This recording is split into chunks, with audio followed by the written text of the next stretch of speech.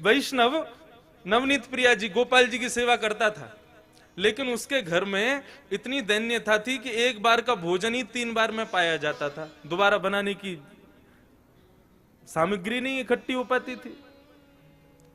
अब उसका कोई एक मित्र आया, वो पैसे वाला, उसने आकर के उससे कहा और भाई सब ठीक? बोले हाँ सब ठीक। बोले तुम्हारा दिन सुधर गए कि नहीं? बोले अब वैसे ही है भैया, क्या करें, एक समय अब रोटी बनती है, उसी से शाम तक का गुजारा होता है। बोले अच्छा तुम पूजा वूजा करते हो क्या? बोले हाँ। बोले किसकी करते हो? बोले गोपाल जी, नवनीत प्रिया जी, लड्डू गोपाल, इनकी पूजा करता हूं।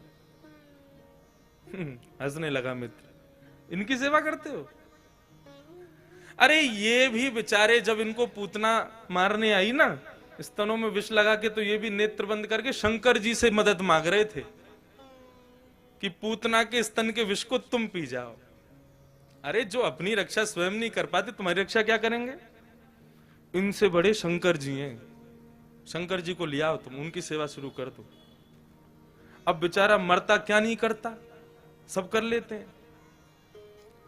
शंकर जी ले आया दूसरे दिन, और नवनीत प्रिया जी लड्डू गोपाल जी को दूर एक जगह टेबल पे बिठा दिया। बोले तुम्हारी सेवा अब हो गई, तुमने तो कुछ किया नहीं, अब इनकी करेंगे हम।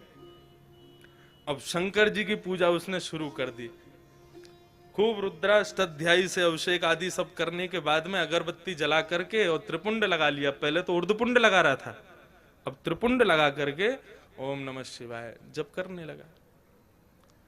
अब जैसे ही आंख खोल के देखा तो जो उसने अगरबत्ती जलाई थी उसका धुआं उड़ करके गोपाल जी के पास जा रहा था। अब वो धुआं है, वो तो कहीं भी जा सकता है। अब जैसे ही गोपाल जी के चारों तरफ उसने धुआं देखा तो ठाकुर जी के पास जाके क्या बोलता है, इतने वर्षों से सेवा कर रहा था, तब तो मेरी नहीं सुनी, आज दूसरे किसी को ले आया तो चिढ़ के मारे उसकी अगरबत्ती भी खुद ही सूंघ रहे हो।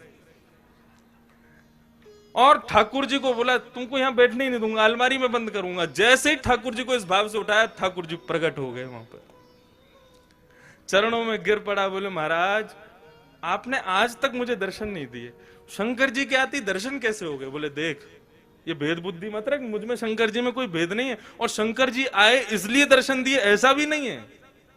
तो बोले क्यों किए, फिर क्यों दिए दर्शन आज आपने? बोले कल तक तुझे ये नहीं लगता था कि मेरी नांग सूंघती भी है,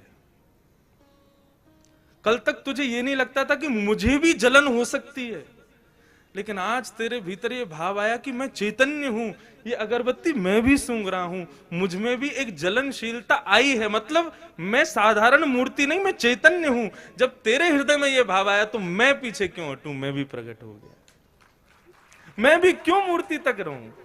जब तू ही मुझे इतना ऊपर पहुंचा चुका है तो मैं भी प्रकट हो गया। तो ठाकुर जी का दूसरा स्वरूप भागवत कहती है चैतन्य।